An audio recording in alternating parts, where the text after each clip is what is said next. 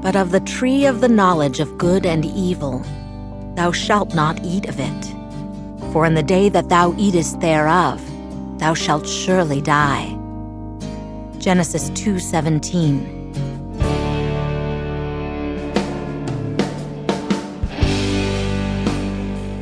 I'd never given much thought to how I would die, though I'd had reason enough in the last few months. But even if I had, I would not have imagined it like this. I stared without breathing across the long room into the dark eyes of the hunter, and he looked pleasantly back at me. Surely it was a good way to die, in the place of someone else, someone I loved, noble even. That ought to count for something. I knew that if I'd never gone to Forks, I wouldn't be facing death now. But terrified as I was, I couldn't bring myself to regret the decision.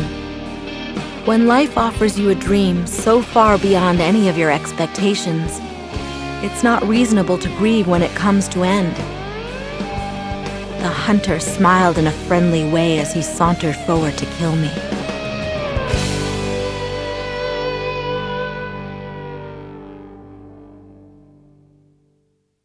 Chapter 1. First Sight. My mother drove me to the airport with the windows rolled down. It was 75 degrees in Phoenix, the sky a perfect cloudless blue. I was wearing my favorite shirt, sleeveless white eyelet lace. I was wearing it as a farewell gesture. My carry-on item was a parka. In the Olympic Peninsula of northwest Washington state, a small town named Forks exists under a near-constant cover of clouds. It rains on this inconsequential town more than any other place in the United States of America. It was from this town and its gloomy, omnipresent shade that my mother escaped with me when I was only a few months old. It was in this town that I'd been compelled to spend a month every summer until I was 14. That was the year I finally put my foot down. These past 3 summers, my dad, Charlie, vacationed with me in California for 2 weeks instead. It was to Forks that I now exiled myself, an action that I took with great horror. I detested Forks. I loved Phoenix. I loved the sun and the blistering heat. I loved the vigorous, sprawling city. Bella, my mom said to me, the last of 1,000 times before I got on the plane, you don't have to do this. My mom looks like me, except with short hair and laugh lines. I felt a spasm of panic as I stared at her wide, childlike eyes. How could I leave my loving, erratic, harebrained mother to fend for herself? Of course, she had Phil now, so the bills would probably get paid. There would be food in the refrigerator, gas in her car, and someone to call when she got lost. But still, I want to go, I lied. I'd always been a bad liar. But I've been saying this lie so frequently lately that it sounded almost convincing now. Tell Charlie I said hi. I will. I'll see you soon, she insisted. You can come home whenever you want. I'll come right back as soon as you need me. But I could see the sacrifice in her eyes behind the promise. Don't worry about me, I urged. It'll be great. I love you, Mom. She hugged me tightly for a minute, and then I got on the plane, and she was gone. It's a 4-hour flight from Phoenix to Seattle, another hour in a small plane up to Port Angeles, and then an hour drive back down to Forks. Flying doesn't bother me. The hour in the car with Charlie, though, I was a little worried about. Charlie had really been fairly nice about the whole thing.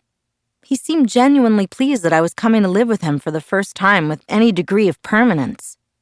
He'd already gotten me registered for high school and was going to help me get a car. But it was sure to be awkward with Charlie. Neither of us was what anyone would call verbose. And I didn't know what there was to say, regardless. I knew he was more than a little confused by my decision. Like my mother before me, I hadn't made a secret of my distaste for Forks. When I landed in Port Angeles, it was raining. I didn't see it as an omen, just unavoidable. I'd already said my goodbyes to the sun. Charlie was waiting for me with the cruiser. This I was expecting too. Charlie is Police Chief Swan to the good people of Forks. My primary motivation behind buying a car, despite the scarcity of my funds, was that I refused to be driven around town in a car with red and blue lights on top. Nothing slows down traffic like a cop. Charlie gave me an awkward, one-armed hug when I stumbled my way off the plane. "It's good to see you, Bells," he said, smiling as he automatically caught and steadied me. "You haven't changed much. How's Renee?" "Mom's fine. It's good to see you too, Dad." I wasn't allowed to call him Charlie to his face. I had only a few bags. Most of my Arizona clothes were too permeable for Washington. My mom and I had pooled our resources to supplement my winter wardrobe, but it was still scanty. It all fit easily into the trunk of the cruiser. "I found a good car for you, really cheap," he announced when we were strapped in. "What kind of car?" I was suspicious of the way he said, "good car for you," as opposed to just good car. "Well, it's a truck, actually, a Chevy." "Where did you find it?" "Do you remember Billy Black down at La Push? La Push is the tiny Indian reservation on the coast." "No. He used to go fishing with us during the summer," Charlie prompted. That would explain why I didn't remember him. I do a good job of blocking painful, unnecessary things from my memory. "He's in a wheelchair now," Charlie continued when I didn't respond, "so he can't drive anymore, and he offered to sell me his truck cheap." "What year is it?" I could see from his change of expression that this was the question he was hoping I wouldn't ask. "Well, Billy's done a lot of work on the engine. It's only a few years old, really." I hoped he didn't think so little of me as to believe I would give up that easily. "When did he buy it?" "He bought it in 1984, I think." "Did he buy it new?" "Well, no. I think it was new in the early 60s or late 50s at the earliest," he admitted sheepishly. "Dad, I don't really know anything about cars. I wouldn't be able to fix it if anything went wrong, and I couldn't afford a mechanic." "Really, Bella, the thing runs great. They don't build them like that anymore." The thing, I thought to myself. It had possibilities as a nickname, at the very least. How cheap is cheap? After all, that was the part I couldn't compromise on. "Well, honey, I kind of already bought it for you, as a homecoming gift." Charlie peeked sideways at me with a hopeful expression. "Wow, free." "You didn't need to do that, Dad. I was going to buy myself a car." "I don't mind. I want you to be happy here." He was looking ahead at the road when he said this. Charlie wasn't comfortable with expressing his emotions out loud. I inherited that from him. So I was looking straight ahead as I responded. "It's really nice, Dad. Thanks. I really appreciate it." No need to add that my being happy in Forks is an impossibility. He didn't need to suffer along with me. And I never looked a free truck in the mouth, or engine. "Well now, you're welcome," he mumbled, embarrassed by my thanks. We exchanged a few more comments on the weather, which was wet, and that was pretty much it for conversation. We stared out the windows in silence. It was beautiful, of course, I couldn't deny that.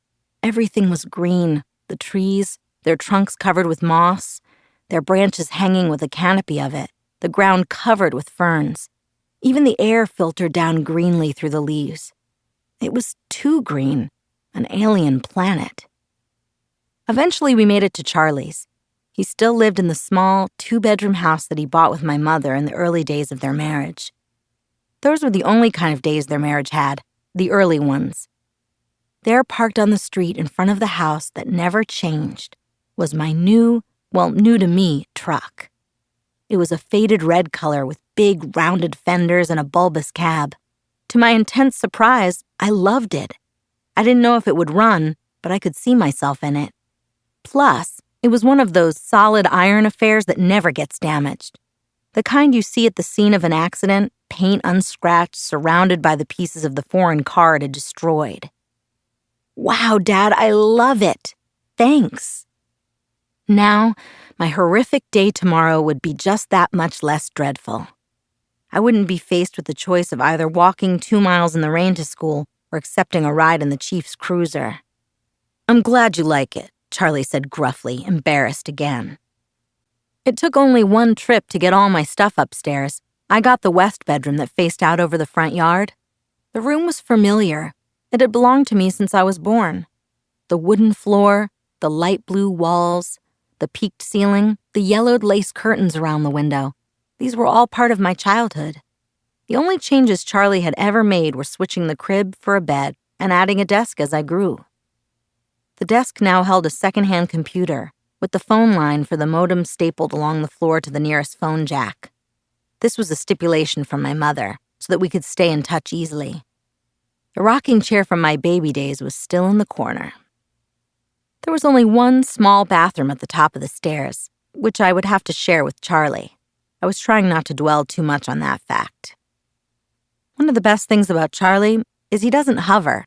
He left me alone to unpack and get settled, a feat that would have been altogether impossible for my mother. It was nice to be alone, not to have to smile and look pleased, a relief to stare dejectedly out the window at the sheeting rain and let just a few tears escape. I wasn't in the mood to go on a real crying jag. I would save that for bedtime, when I would have to think about the coming morning. Forks High School had a frightening total of only 357, now 58 students. There were more than 700 people in my junior class alone back home. All of the kids here had grown up together.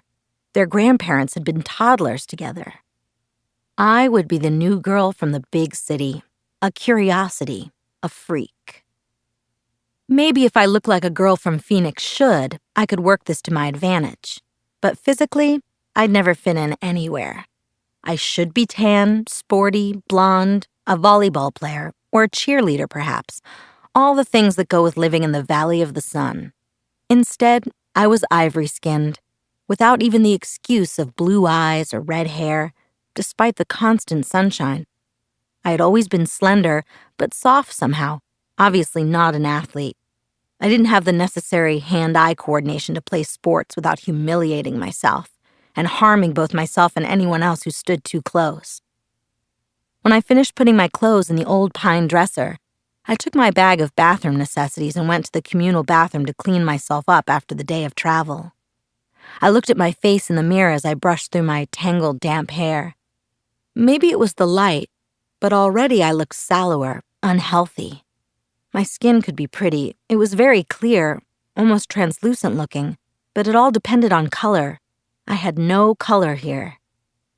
Facing my pallid reflection in the mirror, I was forced to admit that I was lying to myself. It wasn't just physically that I'd never fit in. And if I couldn't find a niche in a school with 3,000 people, what were my chances here? I didn't relate well to people my age. Maybe the truth was that I didn't relate well to people, period. Even my mother, who I was closer to than anyone else on the planet, was never in harmony with me, never on exactly the same page. Sometimes I wondered if I was seeing the same things through my eyes that the rest of the world was seeing through theirs. Maybe there was a glitch in my brain. But the cause didn't matter. All that mattered was the effect, and tomorrow would be just the beginning. I didn't sleep well that night, even after I was done crying. The constant whooshing of the rain and wind across the roof wouldn't fade into the background. I pulled the faded old quilt over my head and later added the pillow, too. But I couldn't fall asleep until after midnight, when the rain finally settled into a quieter drizzle. Thick fog was all I could see out my window in the morning, and I could feel the claustrophobia creeping up on me. You could never see the sky here. It was like a cage. Breakfast with Charlie was a quiet event. He wished me good luck at school. I thanked him, knowing his hope was wasted. Good luck tended to avoid me. Charlie left first, off to the police station that was his wife and family.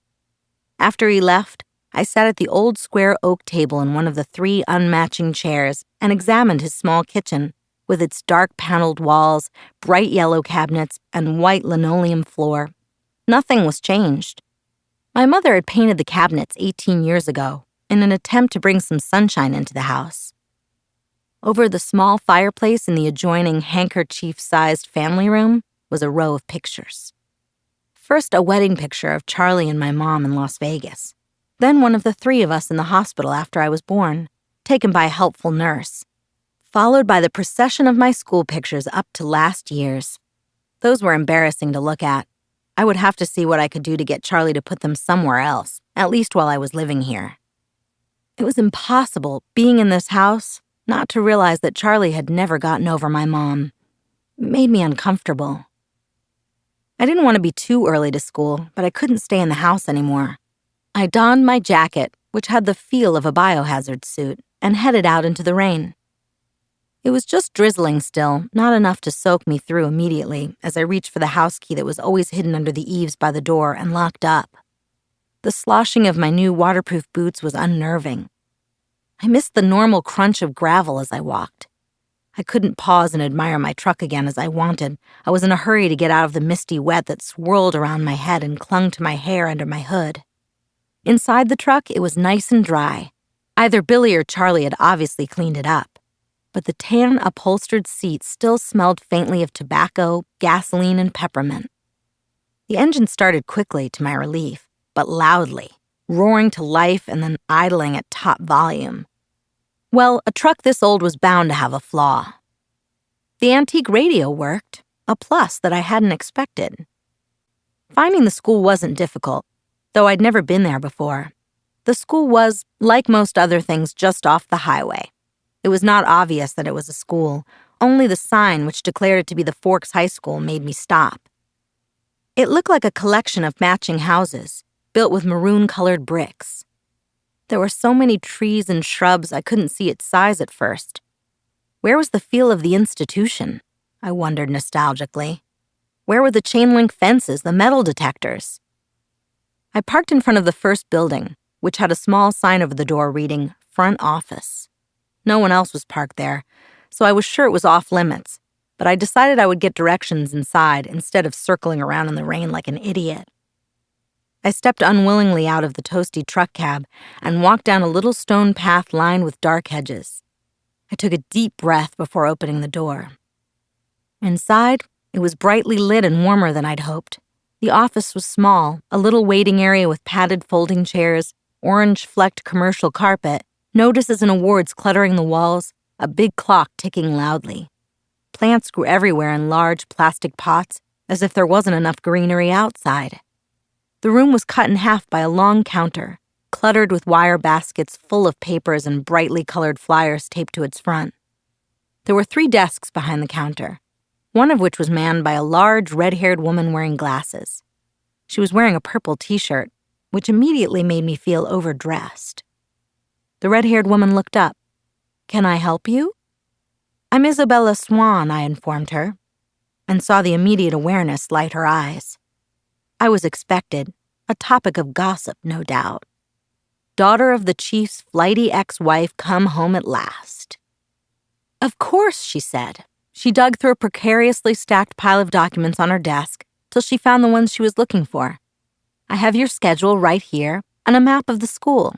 She brought several sheets to the counter to show me. She went through my classes for me, highlighting the best route to each on the map, and gave me a slip to have each teacher sign, which I was to bring back at the end of the day. She smiled at me and hoped, like Charlie, that I would like it here in Forks. I smiled back as convincingly as I could.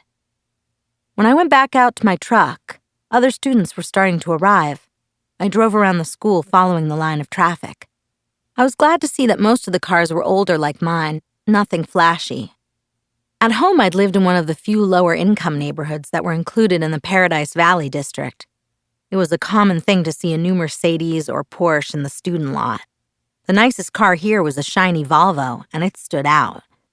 Still, I cut the engine as soon as I was in the spot, so the thunderous volume wouldn't draw attention to me. I looked at the map in the truck, trying to memorize it now. Hopefully I wouldn't have to walk around with it stuck in front of my nose all day. I stuffed everything in my bag, slung the strap over my shoulder, and sucked in a huge breath. I can do this, I lied to myself feebly. No one was going to bite me. I finally exhaled and stepped out of the truck. I kept my face pulled back into my hood as I walked to the sidewalk crowded with teenagers. My plain black jacket didn't stand out, I noticed with relief. Once I got around the cafeteria, Building 3 was easy to spot. A large black 3 was painted on a white square on the east corner. I felt my breathing gradually creeping toward hyperventilation as I approached the door. I tried holding my breath as I followed 2 unisex raincoats through the door. The classroom was small. The people in front of me stopped just inside the door to hang up their coats on a long row of hooks. I copied them. They were two girls, one a porcelain-colored blonde, the other also pale with light brown hair. At least my skin wouldn't be a standout here. I took the slip up to the teacher, a tall, balding man whose desk had a nameplate identifying him as Mr. Mason. He gawked at me when he saw my name. Not an encouraging response, and of course I flushed tomato red. But at least he sent me to an empty desk at the back without introducing me to the class. It was harder for my new classmates to stare at me in the back, but somehow they managed. I kept my eyes down on the reading list the teacher had given me. It was fairly basic. Bronte, Shakespeare, Chaucer, Faulkner. I'd already read everything. That was comforting. And boring. I wondered if my mom would send me my folder of old essays, or if she would think that was cheating. I went through different arguments with her in my head while the teacher droned on. When the bell rang, a nasal buzzing sound, a gangly boy with skin problems and hair black as an oil slick leaned across the aisle to talk to me. "You're Isabella Swan, aren't you?"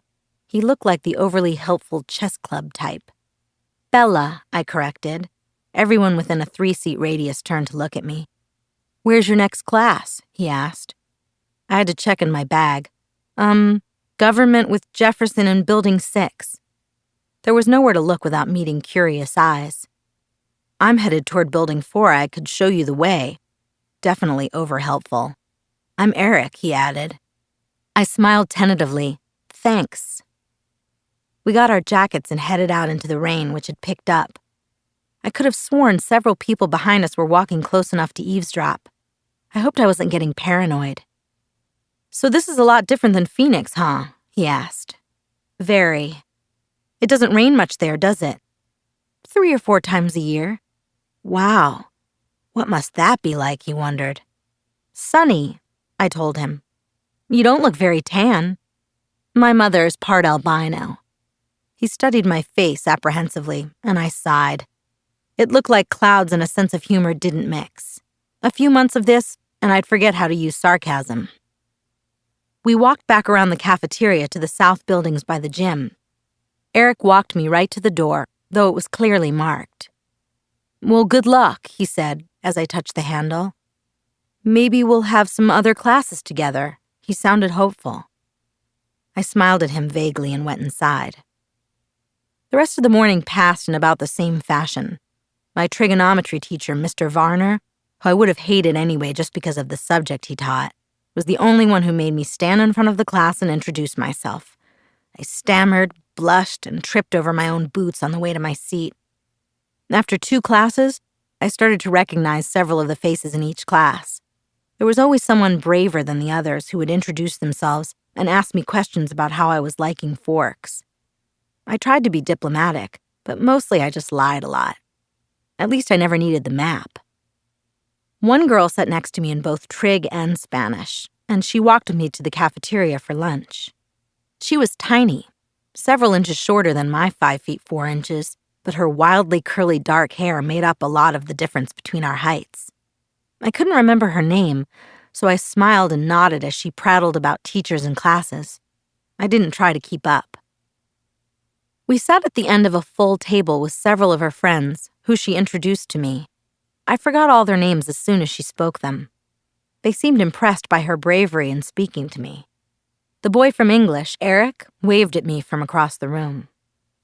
It was there, sitting in the lunchroom, trying to make conversation with 7 curious strangers, that I first saw them. They were sitting in the corner of the cafeteria, as far away from where I sat as possible in the long room. There were 5 of them. They weren't talking, and they weren't eating, though they each had a tray of untouched food in front of them. They weren't gawking at me, unlike most of the other students, so it was safe to stare at them without fear of meeting an excessively interested pair of eyes. But it was none of these things that caught and held my attention.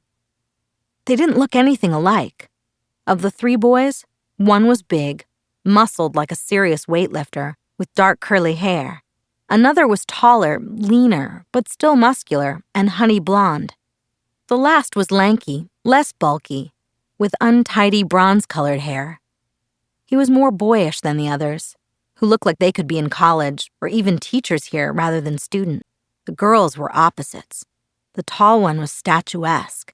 She had a beautiful figure, the kind you saw on the cover of the Sports Illustrated swimsuit issue, the kind that made every girl around her take a hit on her self-esteem just by being in the same room. Her hair was golden, gently waving to the middle of her back.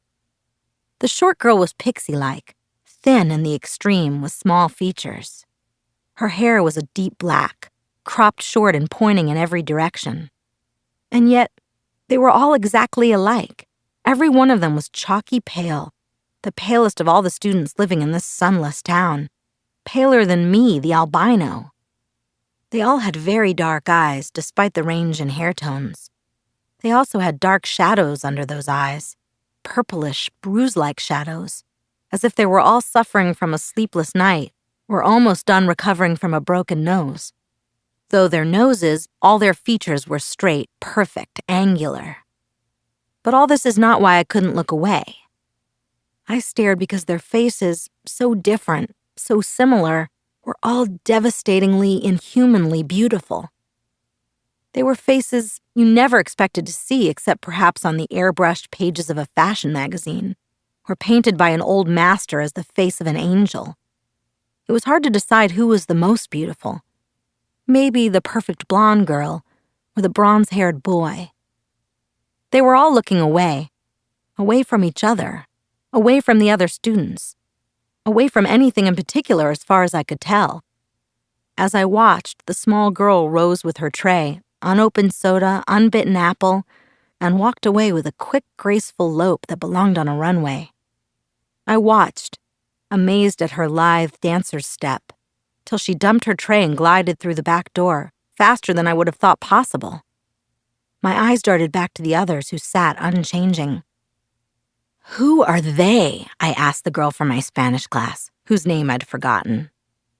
As she looked up to see who I meant, though already knowing, probably from my tone, suddenly he looked at her, the thinner one, the boyish one, the youngest perhaps. He looked at my neighbor for just a fraction of a second, and then his dark eyes flickered to mine. He looked away quickly, more quickly than I could, though in a flush of embarrassment I dropped my eyes at once. In that brief flash of a glance, his face held nothing of interest. It was as if she had called his name, and he'd looked up in involuntary response, already having decided not to answer. My neighbor giggled in embarrassment, looking at the table like I did. "That's Edward and Emmett Cullen, and Rosalie and Jasper Hale. The one who left was Alice Cullen. They all lived together with Dr. Cullen and his wife." She said this under her breath. I glanced sideways at the beautiful boy, who was looking at his tray now, picking a bagel to pieces with long, pale fingers. His mouth was moving very quickly, his perfect lips barely opening. The other three still looked away, and yet I felt he was speaking quietly to them. Strange, unpopular names, I thought. The kinds of names grandparents had. But maybe that was in vogue here.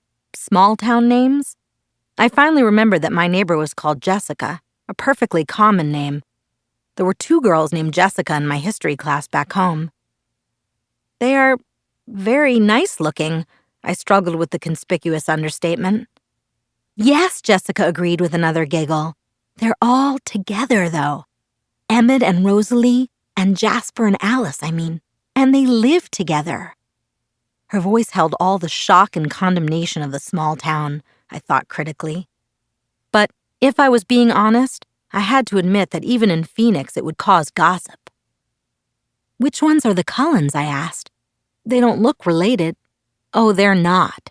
Dr. Cullen is really young, in his 20s or early 30s. They're all adopted. The Hales are brother and sister, twins, the blondes, and they're foster children. They look a little old for foster children. They are now. Jasper and Rosalie are both 18, but they've been with Mrs. Cullen since they were 8. She's their aunt or something like that. That's really kind of nice, for them to take care of all those kids like that, when they're so young and everything."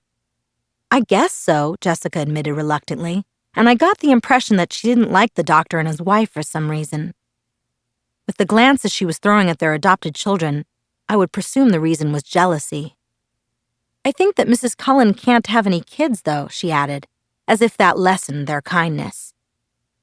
Throughout all this conversation, my eyes flickered again and again to the table where the strange family sat. They continued to look at the walls and not eat. "Have they always lived in Forks?" I asked. Surely I would have noticed them on one of my summers here. "No," she said in a voice that implied it should be obvious, even to a new arrival like me. "They just moved down 2 years ago from somewhere in Alaska." I felt a surge of pity and relief. Pity because as beautiful as they were outsiders, clearly not accepted. Relief that I wasn't the only newcomer here, and certainly not the most interesting by any standard. As I examined them, the youngest, one of the Cullens, looked up and met my gaze, this time with evident curiosity in his expression.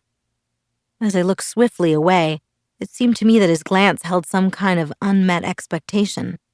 "Which one is the boy with the reddish-brown hair?" I asked. I peeked at him from the corner of my eye, and he was still staring at me, but not gawking like the other students had today. He had a slightly frustrated expression. I looked down again. "That's Edward. He's gorgeous, of course, but don't waste your time. He doesn't date. Apparently none of the girls here are good-looking enough for him." She sniffed, a clear case of sour grapes. I wondered when he'd turned her down. I bit my lip to hide my smile, then I glanced at him again. His face was turned away, but I thought his cheek appeared lifted, as if he were smiling too. After a few more minutes, the 4 of them left the table together. They all were noticeably graceful, even the big brawny one. It was unsettling to watch. The one named Edward didn't look at me again. I sat at the table with Jessica and her friends longer than I would have if I'd been sitting alone. I was anxious not to be late for class on my first day. One of my new acquaintances, who considerately reminded me that her name was Angela, had biology 2 with me the next hour. We walked to class together in silence. She was shy, too. When we entered the classroom, Angela went to sit at a black-top lab table, exactly like the ones I was used to. She already had a neighbor. In fact, all the tables were filled but one. Next to the center aisle, I recognized Edward Cullen by his unusual hair, sitting next to that single open seat. As I walked down the aisle to introduce myself to the teacher and get my slip signed, I was watching him surreptitiously. Just as I passed, he suddenly went rigid in his seat. He stared at me again, meeting my eyes with the strangest expression on his face. It was hostile, furious. I looked away quickly, shocked, going red again. I stumbled over a book in the walkway and had to catch myself on the edge of a table. The girl sitting there giggled. I noticed that his eyes were black, coal black. Mr. Banner signed my slip and handed me a book with no nonsense about introductions. I could tell we were going to get along. Of course, he had no choice but to send me to the one open seat in the middle of the room. I kept my eyes down as I went to sit by him, bewildered by the antagonistic stare he'd given me. I didn't look up as I set my book on the table and took my seat, but I saw his posture change from the corner of my eye. He was leaning away from me, sitting on the extreme edge of his chair and averting his face like he smelled something bad. Inconspicuously, I sniffed my hair. It smelled like strawberries, the scent of my favorite shampoo. It seemed an innocent enough odor. I let my hair fall over my right shoulder, making a dark curtain between us, and tried to pay attention to the teacher. Unfortunately, the lecture was on cellular anatomy, something I'd already studied. I took notes carefully anyway, always looking down. I couldn't stop myself from peeking occasionally through the screen of my hair at the strange boy next to me. During the whole class, he never relaxed his stiff position on the edge of his chair, sitting as far from me as possible.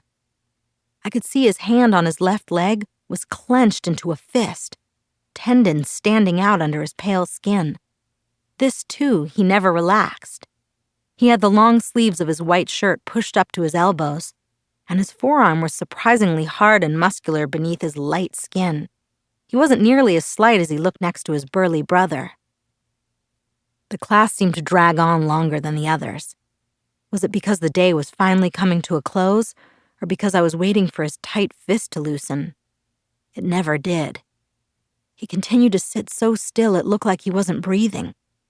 What was wrong with him? Was this his normal behavior? I questioned my judgment on Jessica's bitterness at lunch today. Maybe she was not as resentful as I thought.